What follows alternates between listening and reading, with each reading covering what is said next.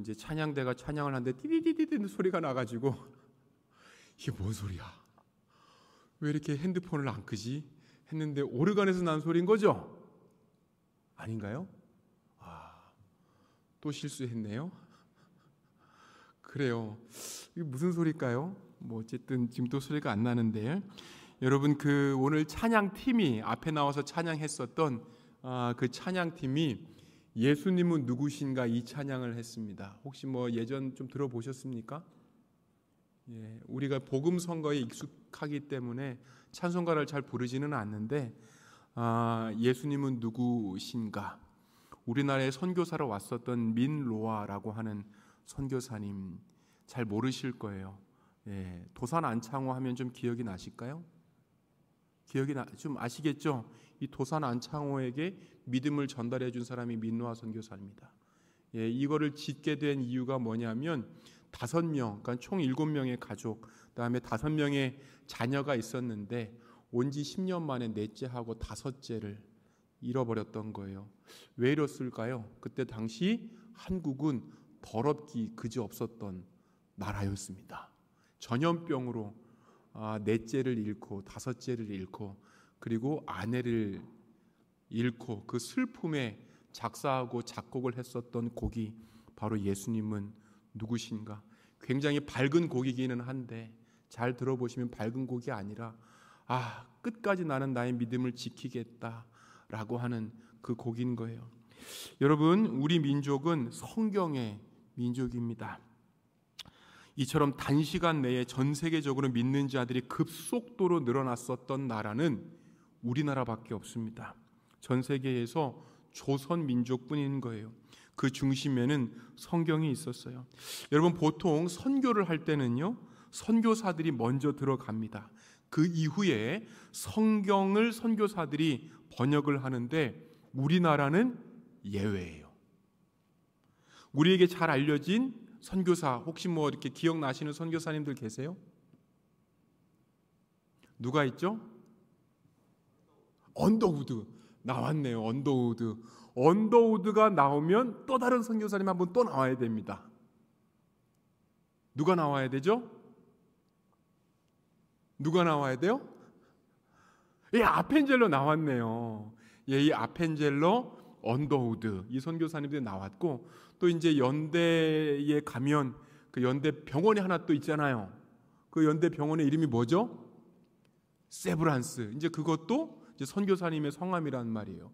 어쨌든 그 아펜젤러, 언더우드 선교사님이 딱 이제 성경을 들고 조선에 처음 들어왔는데, 이미 조선의 선교사님들이 들어오기 전에 그 선교사님들이 가지고 있었던 다른 버전의 성경책이 한국에 널리 퍼져 있었습니다.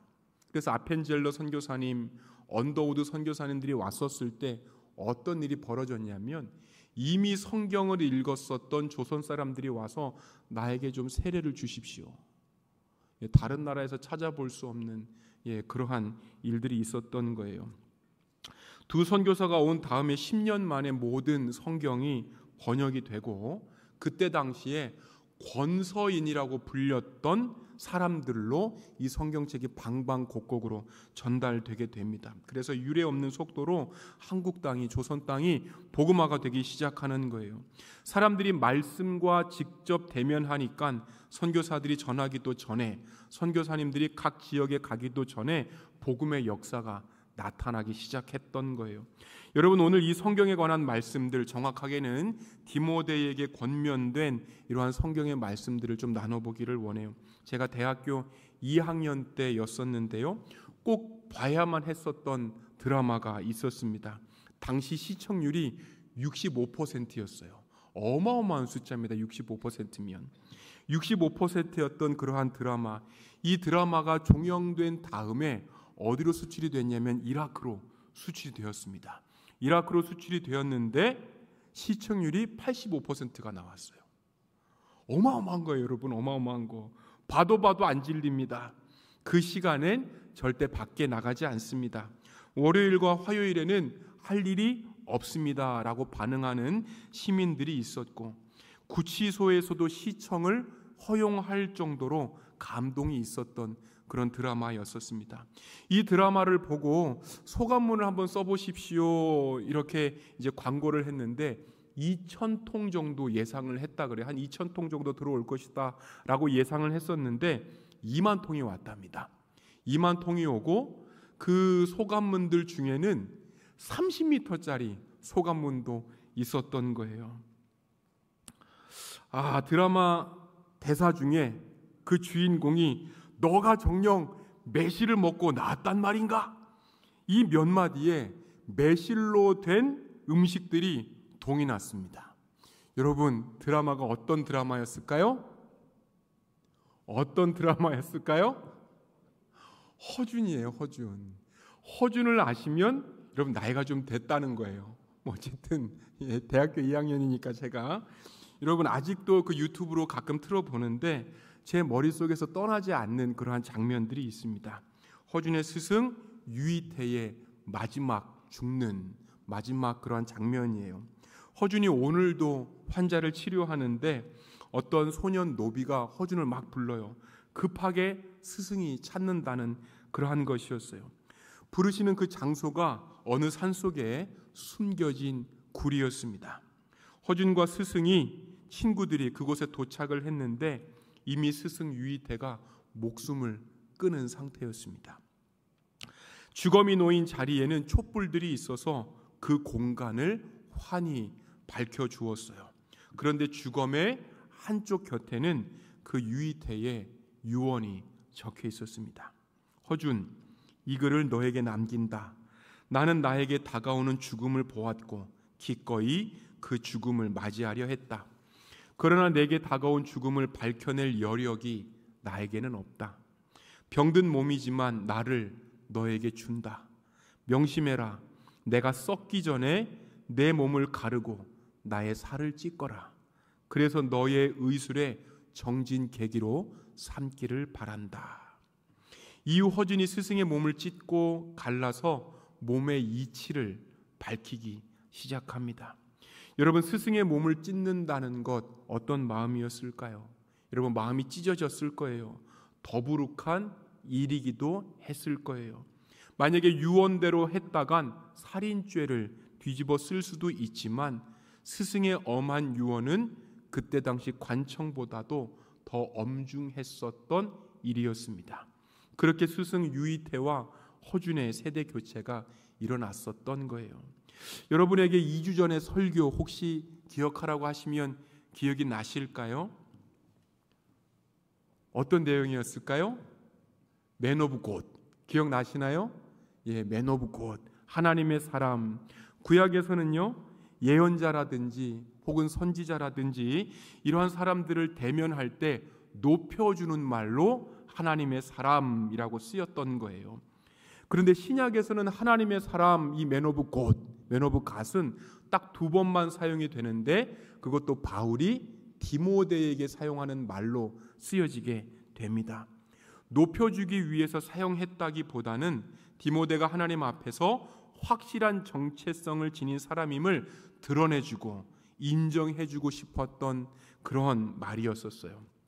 그래서 우리에게 하나님의 사람이라고 하는 이러한 말을 들을 때에 아하, 하나님의 사람은 이래야 되는구나, 하나님의 사람은 이렇게 살아야 되는구나 라고 하는 그러한 이미지들이 떠오르게 될 거예요. 디모데에게 하나님의 사람아 라고 불렸을 때에는 세대 교체가 이루어졌었던 때였습니다. 여러분, 성경의 대표적인 세대 교체 이미 알고 있습니다. 누구와 누구죠? 누구와 누구예요? 모세와 여호수아잖아요. 모세와 여호수아. 3번 타자였던 모세, 그 뒤를 이어서 4번 타자 자리에 어쩔 수 없이 서게 된 여호수아. 잘했고 고생한 모세의 모습에 여호수아가 떨지 않을 수 없었습니다. 그런 그에게 주님께서 말씀하시는 거예요. 오직 강해라, 담대하라, 좌로나 우로나 치우치지 말아라. 이러한 말씀들이 리더십 교체 시기에 일어났었던 말씀들이었습니다. 바울을 이어가는 디모데에게 어떠한 말씀들이 주어졌을까요? 2주 전의 말씀에서는 싸워서 이겨야 된다라고 하는 것이 바울의 유언이었습니다. 그렇다면 오늘 디모데 후서에서 디모데에게 하시는 바울의 마지막 유언은 어떤 내용들을 담고 있을까요? 우리 14절 말씀을 함께 읽습니다. 시작. 그대는 그대가 배워서 굳게 믿는 그 진리 안에 머무르십시오. 그대는 그것을 누구에게서 배웠는지를 알고 있었습니다. 디모데야, 너가 배웠고 굳게 믿었던 그 진리 안에 계속 있어야 된다. 여러분, 이 말씀하는 거예요. 너가 배워왔던 그것에 계속 있어야만 된다. 진리라고 하는 것, 디모데가 지금까지 배웠고 지금까지 굳게 믿었었던 거예요. 진리로 대해서 디모데의 걸음은 지속적이었어요. 여러분, 진리에 대해서 디모데는 습관을 가지고 있었어요. 여러분, 바울과 디모데가 나이 차이가 20년에서 30년 차이가 납니다. 부장님과 신입사원, 아빠와 아들, 그 나이 차이였었던 거예요. 만일 디모데가 20세였다면 당시 이미 결혼을 해서 가정을 꾸린 가장이 되었을 겁니다. 사리 판단과 사회 참여의 중심에 선 그런 디모데였었는데, 이런 디모데에게 너가 배웠고 굳게 믿었었던 그 진리 안에 머물러야 된다. 여러분, 이런 말을 또 하고 있는 거예요. 두말하면 잔소리라고 디모데도 귀찮아하지는 않았을까요? 가끔 디모데가 속으로 얘기하기를, 똑같은 말 또 하고 있네. 꼰대도 그런 꼰대가 없다고. 잔소리 좀 그만하라고. 여러분, 지금 시대 같으면 MG 디모데일 텐데, 감정적일 수 있는 디모데일 텐데, 그래서 그 감정 살피느라 얘기를 잘 못했을 바울 같은데, 바울은 디모데의 감정보다도 더 중요한 게 있었던 거예요. 여러분, 디모데를 통한 복음의 연결입니다. 디모데를 통한 복음의 전파, 무엇보다도 중요했었던 거예요. 그래서 바울이 이미 가르쳤지만 그러한 것들을 상기시키면서 그 가르침, 너가 해왔었던, 너가 습관을 가졌었던 그것 그대로 그 안에 머물러라, 이거 얘기하고 있는 거예요. 여기서 말하는 그 진리, 무엇을 말씀하고 있습니까? 우리 15절을 한번 읽어보시겠습니다. 그대는 어려서부터 성경을 알고 있습니다. 그 진리가 여러분 뭐라고요? 성경이래요. 계속 읽습니다. 성경은 그리스도 예수를 믿는 믿음으로 말미암아 그대에게 구원에 이르는 지혜를 줄 수 있습니다. 여러분, 15절을 보니까요, 디모데는요 어려서부터 성경을 읽었대요. 여러분, 어려서부터 성경을 읽었습니까? 한 명이 끄떡끄떡 거리네요. 저도 어려서부터 성경을 읽었습니다. 잠언 한 장당 50원. 50원을 타기 위해서 성경을 읽었었던 거예요. 2개면 쌍쌍바. 10장도 읽고 20장도 읽고, 그래서 50원씩 타서 모아서 쌍쌍바 사 먹고. 여러분, 그게 어떤 유일한 낙이었었던 것 같아요. 여러분, 디모데가 성경을 읽었었는데, 그렇다면 이때 당시에 디모데가 읽었었던 그 성경, 어떤 성경이었을까요? 디모데가 읽었었던 그 성경, 어떤 성경이었을까요? 일반적으로 무슨 성경? 구약 성경인 거예요. 구약 성경. 그런데 우리가 읽은 본문은 여러분, 신약 성경이 쓰여진 시기이기 때문에 신약을 읽지는 않았을 것이다 라고 하는 게 일반적인 그러한 생각이에요. 그런데 여러분, 꼭 그렇지만은 않아요. 여러분, 오늘 우리가 읽었던 이 성경, 바울과 디모데의 나눔에 관한 편지라고 하는 거예요. 편지가 뭐가 되었던 거예요? 편지가 뭐가 된 거예요? 지금 2000년 뒤에 보니까 이 편지가 지금 성경이 된 거예요. 바울의 편지, 바울의 글들이 권위가 있었기 때문에 초대 교회에서는 바울의 가르침이 성령의 감동을 받았었던 하나님의 말씀으로 인정되기 시작합니다. 그렇다면 디모데가 읽었었던 성경은 뭐라고요? 구약 성경뿐만 아니라 모두 같이 있다? 신약 성경, 특별히 바울의 글들도 포함이 된 거예요. 우리 이거에 관한 구절을 한번 보시도록 하시겠습니다. 고린도전서 14장 37절인데 한번 읽어보실게요. 만일 누구든지 자기를 선지자나 혹은 신령한 자로 생각하거든, 중요합니다. 여기서부터 내가 너희에게 편지하는 이 글이 뭐라고요? 주의 명령인 줄 알라. 여러분, 이런 구절이 성경으로 되는 공신력을 갖게 되는 거예요. 한번 더 읽어보시겠습니다. 그 다음 거요. 그 다음 거 읽어보시겠습니다. 시작. 또 우리 주의 오래 참으심이 구원이 될 줄로 여기라.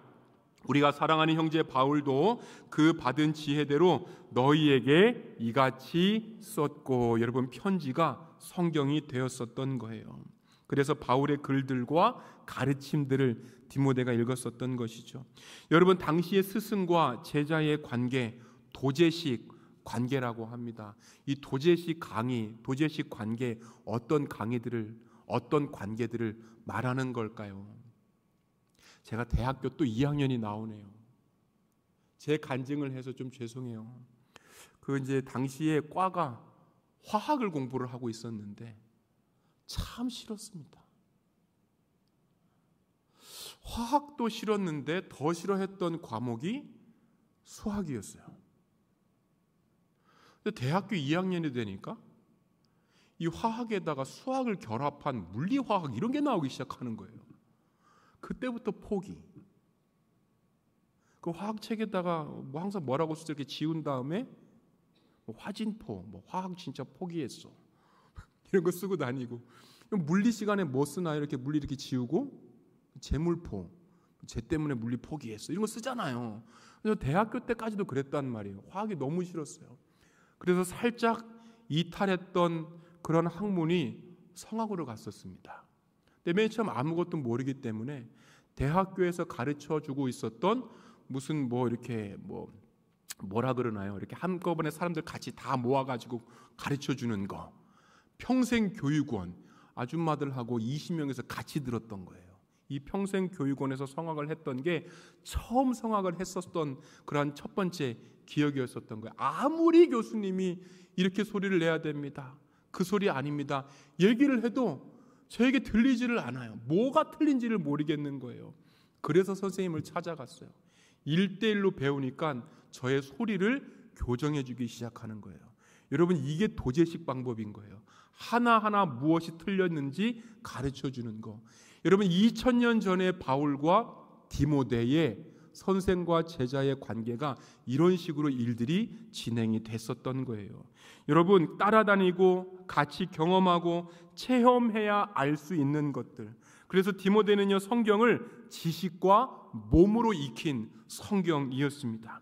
복음을 전파하면서 가진 고난들도 바울만 겪은 것이 아니라 디모데도 같이 겪었었던 이야기였던 거예요. 여러분, 갈라디아서 6장에 가면 성경을 지키느라고, 갈라디아서 6장에 가면 그 성경 말씀이 말씀되게 하려고 바울이 겪었었던 고난의 내용들이 있습니다. 우리 한번 읽어보시겠습니다. 시작. 나를 괴롭게 하지 말라. 내가 내 몸에 예수의 흔적을 지니고 있다. 여러분, 고난의 흔적이에요. 누구로부터 받은 고난의 흔적일까요? 바울과 같은 동족들, 유태인들로부터 받았었던 고난의 흔적들이에요. 왜 이러한 고난의 흔적들이 있었을까요? 구약 성경을 어떻게 보느냐, 이런 해석의 문제 때문에 바울이 고난을 경험했었던 거예요.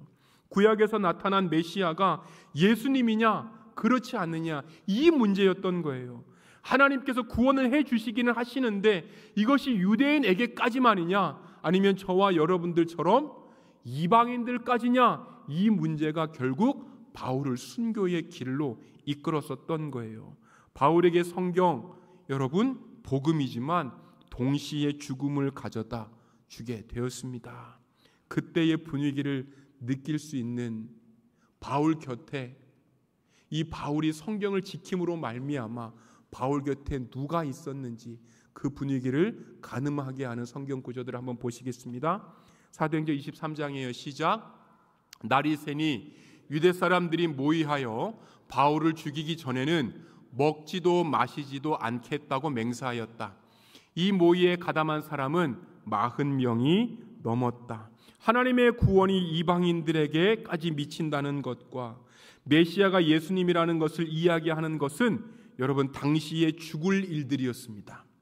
성경을 읽고 그대로 살고 전하는 일들도 그 당시에는 죽을 일들이었습니다. 이러한 당부를 바울께서 디모데에게 하고 있는 거예요. 성경은 그런 책이었습니다. 15절을 다시 읽는데요, 중요한 부분이 있습니다. 한 번 더 읽어보시겠습니다. 시작. 성경은 그리스도 예수를 믿는 믿음으로 말미암아요. 여러분, 성경은 뭐라고요? 그리스도를 믿는, 예수를 믿는 믿음으로 말미암는다는 거예요. 다른 게 없는 거예요. 바울이 성경에서 강조하는 부분, 예수 그리스도를 믿는 이 믿음인 거예요. 다양한 신들을 고를 수 있었던 로마의 관용, 사랑이 넘쳤던 그러한 시대 가운데에서, 자비로운 상황 가운데서 예수님이 생소했습니다. 예수님이 자꾸 유일하다고 얘기를 하니 죽음의 길로밖에 걸어갈 수 없었던 거예요. 예수님을 믿는 사람들이 혼자가 될 수밖에 없었습니다. 예수님을 믿는 사람들이 그렇게 많이 모여도 왜소해 보일 수밖에 없었습니다. 그래서 여러분, 진리 안에 살았다라고 하는 것은 외로운 싸움을 겪었다라고 한다는 거예요. 여러분, 제가 8월 말에 대구에서 한 20년 넘게 청년과 청소년 사역을 했었던 어느 한 목사님을 만났습니다. 몇 시간 동안 이런저런 이야기들을 나누면서 청년 사역에 대한 이야기들을 했었는데, 적지 않았는데도 기억이 되는 두 가지 내용이 있었어요. 저에게 그분께서 얘기하십니다. 목사님, 대구에서의 청년 사역, 무엇이 중요하고 무엇이 덜 중요한지 이거 가릴 게 없습니다. 다 하셔야 됩니다. 제가 어느 정도 각오가 돼 있었기 때문에 해보자는 의지가 딱 생기더라고요. 그래, 해보자. 그런데 두 번째 저에게 하셨던 권면은 실은 조금 충격을 주셨던 거예요. 목사님, 그래도 시간이 나신다면 자녀들과 시간을 보내셔야 됩니다. 반드시 그렇게 하셔야 됩니다. 왜죠? 목사님, 각 반마다 믿는 학생들을 찾기가 힘들어요. 아마 어린 자녀들 크리스찬으로서 정체성을 찾기가 어려울 겁니다. 대구는 이러한 곳입니다. 여러분, 대구가 어떤 곳이라고요? 믿는 자들을 찾아보기가 힘든 곳이에요. 여러분들이 삼덕교회에 있으니까 믿는 자들이 이렇게 있구나 라고 우리가 느낄 수 있지만, 여러분, 대구는 이런 곳이에요. 믿는 자들을 찾아보기 힘든 곳, 믿는 자들이 혼자가 되는 곳이에요. 아주 유의미한 대구 복음화율을 이야기하셨는데 3%였습니다. 3%. 여러분 아실까요?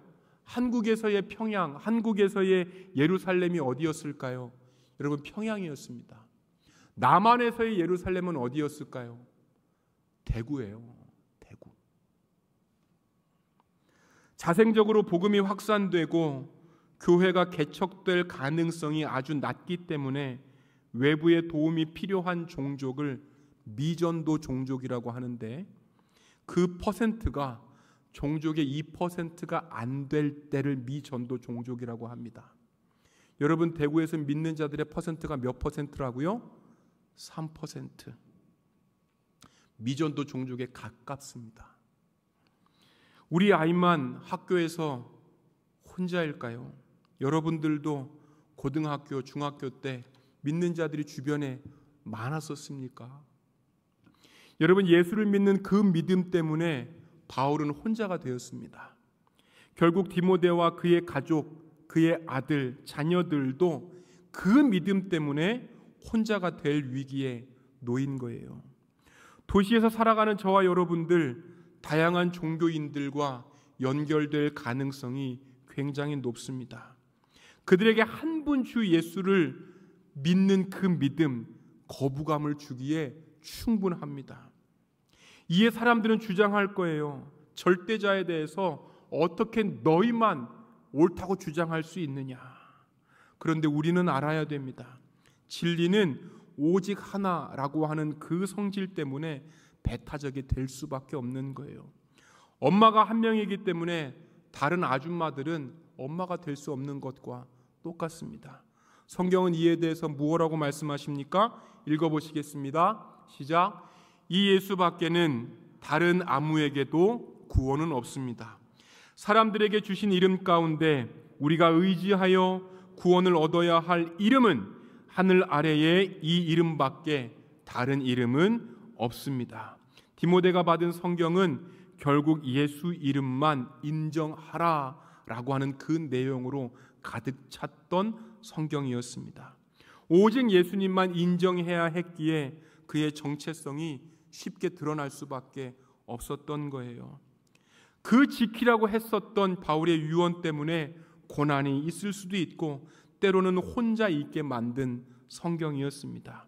그런 성경인데 여러분 다른 특징들이 있었을까요? 우리 16절도 동일하게 읽어보시겠습니다. 모든 성경은 하나님의 영감으로 된 것으로서 교훈과 책망과 바르게 함과 의로 교육하기에 유익합니다. 교훈과 책망, 바르게 함, 의로 교육하기에 유익함. 교회를 다니지 않아도 교훈 모르는 사람 없습니다. 책망 모르는 사람 없습니다. 여러분 바르게 한다는 것 모르는 사람 없습니다. 그런데 차이가 있다면 이러한 교훈, 책망, 의로 교육하는 것, 바르게 함의 원천이 하나님의 영감으로부터 나왔다는 거예요. 인간이 만들어낸 게 아니라고 하는 거예요. 우리가 알아야 될 그 단어 영감. 무슨 뜻이죠? 영감? 영감 왜 불러? 이거 아니죠? 여러분 무슨 뜻이죠? 영감? 영감. 대답 좀 해보시죠. 여러분 무슨 뜻이에요? 영감? 하나님의 감동이라고 하는 거예요. 성령님께서 개입하셨다라고 하는 그 뜻인 거예요. 작곡가가 작곡한 후에 연주자에게 악보를 줍니다. 연주자는 작곡가의 의도와 악보를 따라서 곡을 연주하게 되는 거예요. 여러분 연주자가 악보대로 하는데 연주자의 개성이 드러나요? 안 드러나요? 드러나요? 안 드러나요? 드러난다는 거예요. 여러분 드러납니다. 잘 드러나지만 그런데 곡의 본질은 작곡가의 것인 거예요. 여러분 이것이 영감 그리고 저자와의 관계라고 한다는 거예요. 하나님께서 성경의 저자들에게 자신의 뜻을 알게 하시면 저자들은 자신의 언어와 표현 방식으로 성경을 기록했습니다. 이렇듯 하나님의 영감으로 기록되었던 것, 하나님의 영감으로 바르게 한다는 것이 있었던 거예요. 여러분 하나님의 영감을 이야기할 때는요 저자와 하나님과의 완전한 협력이 있었음을 우리가 생각할 수 있었습니다. 이렇듯 원천이 다르기 때문에 지시하는 교훈의 방향, 지시하는 바르게 함의 방향, 지시하는 올바름의 방향이 세상의 것들과 다르다는 거예요. 여러분 천주교와 기독교가 있는데 이 둘이 원래는 하나였다가 1517년에 분리되게 됩니다. 중요한 이유가 있는데 첫 번째는 돈을 내면 구원을 받는다라고 하는 그것, 두 번째는 성경이 맞냐 아니면 교회의 해석이 맞느냐, 이 두 가지가 계속해서 충돌되었었던 거예요. 루터가 오직 성경이 맞습니다, 이것이 원칙입니다를 주장하면서 성경이 기준이 되어야 됩니다를 강조하게 됩니다. 이러한 주장으로 천주교 안에 다른 생각들, 즉 종교 개혁들이 일어나게 되는 거예요. 이러한 개혁과 루터의 일상을 다룬 책이 하나가 있는데 잘나라 기도하는 그 손을 이라고 하는 책이 한 권이 있어요. 루터가 이상할 정도로 철저하게 성경을 읽고 또 읽습니다. 성서의 일부분을 베껴 쓰고 몇 번이고 메모를 해가며 되풀이해서 읽습니다. 성경으로 당시 교회의 상황을 보니 다음과 같은 결론이 맺어지더래요. 이 세계의 질서는 완전히 썩어 빠졌다. 교황이 있고 추기경이 있고 대주교가 있고 모두 따르지 않으면 안 된다고 하지만 아무리 읽어도 성경에는 그러한 것이 쓰여 있지 않다. 책을 읽고 있는 내가 미친 짓일까? 아니면 이 세계가 미친 것일까? 여러분, 성경을 읽는다는 것 자신을 이처럼 쥐어뜯는 거예요. 성경을 읽는다는 것, 하나님, 다른 사람이 원치 않더라도 그의 근원이 하나님의 영감으로부터 왔으니 그 무엇인가를 개혁해야만 된다라고 하는 뜻인 거예요. 자신의 꿈, 마음도, 신체도, 자신이 살고 있는 세계도 글자의 검은 줄에 내던지는 것, 여러분, 이것이 말씀의 묵상입니다. 디모데가 읽었었던 성경, 이 성경을 계속 접함으로써 디모데는 자신의 정체성, 나는 누구인가를 또한 발견하게 되었을 것입니다. 제가 이렇게 신호등에 서 있는데 이 여성분이 한국 사람인지 원어민인지 이렇게 분간이 안 되는 여성분이 있는 거예요. 사실 그렇게 크게 궁금하지도 않은데 그래도 궁금할 때가 있잖아요. 한국인 같은데 눈이 좀 큰 것 같기도 하고 아리까리한 그런 상황들이 있잖아요. 그 여성분이 뒷걸음질 치다가 제 발을 밟았어요. 저를 보고 얘기해요. 미안합니까? 한국인인 것 같았는데 말이 서툴고 미안합니다라고 이야기를 해야 되는데 미안합니까? 오히려 제가 당황을 하게 됐어요. 교포였던 것 같아요. 한국에 온 콩고 왕자 조나단, 혹시 기억하십니까? 예능감이 뛰어나서 예능인이 됐는데 이 조나단이 유명해진 계기가 있습니다. 바로 인간극장이에요. 광주의 어느 한 시장에 간 조나단과 형이 제일 좋아하는 음식이 있었는데 뭐였을까요? 홍어예요. 홍어 시장을 돌아다니면서 한 점씩 얻어먹는 것이 이들의 취미예요. 홍어를 먹고 전라도 사람이면 먹어야죠. 이거를 연신 얘기하는 거예요. 이 모습을 본 한 할아버지가 이야기합니다. 진짜 홍어 잘 먹네. 전라도 사람이면 먹어야죠. 자네 부모가 전라도 사람인가? 이름이 뭐요? 조나단이요. 어디 조시요? 이후에 조나단이 했던 일이 어떤 거였었냐면 자기의 이름을 한국식으로 바꾼 일이 있었습니다. 도울조, 벌릴라, 끝단, 도움을 끝까지 주는 사람으로서 조나단이 된 거예요.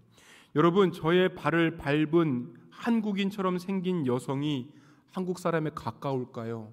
조나단이 한국 사람에 가까울까요? 정체성에 관한 질문을 드리고 싶었던 거예요. 성인이 된다고 절대 떨어지지 않습니다. 늙어서도 여전히 나는 누구인가를 묻게 되는 거예요. 우리의 진짜 이름, 우리의 정체성은 바로 그리스도인이다 라고 하는 것, 여러분 믿음으로 받으시는 여러분들 되시기를 원합니다. 그리스도인이라고 하는 정체성을 주심으로 우리가 누구인지, 우리가 어떻게 우리의 자신이 될 수 있는지, 세상과는 근본적으로 다른 이야기가 어디에서 나타나고 있는지, 여러분 이러한 이야기들을 성경에서 우리는 발견할 수 있는 것입니다. 여러분, 성경은 저와 여러분들이 이미 받은 그 이름, 그리스도인의 의미를 알게 하셔서 지켜야 할 것들과 살아내야 할 것들을 기억하게 하고 그리스도인으로 온전하게 하시는 거예요. 우리 17절 말씀을 다 같이 읽어보시겠습니다. 시작. 이는 하나님의 사람으로 온전하게 하며 모든 선한 일을 행할 능력을 갖추게 하려는 것입니다. 하나님의 사람으로 뭘 하게 한대요? 온전하게 한대요. 하나님의 사람 된 걸로 끝난 게 아니라는 거예요. 성숙이 있어야 된다는 거예요. 커 나가야 된다는 거예요. 그리스도인의 이름을 받아야 하는 데서 끝나지 않고 자라나야 되는 그 과정까지도 말씀하고 있습니다. 하나님의 일들을 하게 하는 그 원천, 여러분, 성경입니다. 하나님이 어떤 분이신가에 대해서 우리는 넉넉히 알고 있어야 되는 거예요. 그렇습니다. 말씀을 정리하기를 원해요. 바울의 유언으로서 디모데가 한 번 더 생각하게 된 성경의 의미가 무엇이었을까요? 나를 하나님과 독대하게 하는 것, 홀로 만들게 했던 성경이라고 하는 거예요. 두 번째는 어떤 의미가 있었을까요? 세상과 세상의 세계관들과 다른 세계관이 있다라고 하는 것, 하나님의 영감으로부터 나온 그 교훈이 있음을 인정하게 하는 성경인 거예요. 세 번째는 뭐죠? 나의 정체성을 확실하게 하는 그리스도 이름을 받은 분이 바로 저와 여러분들임을 알게 해주는 것이 바로 디모데가 받은 성경 말씀입니다. 사랑하는 여러분, 우리도 이와 같아야 됩니다. 하나님의 뜻, 하나님의 자녀라면 주님의 말씀에 귀를 기울이고 살아야 되는 것이 당연한 거잖아요. 말씀을 가까이 하고 말씀 듣기를 게을리하지 않는 프로 불편러들 되시는 저와 여러분들 한 명 한 명 되시기를 소망합니다. 기도하십시다.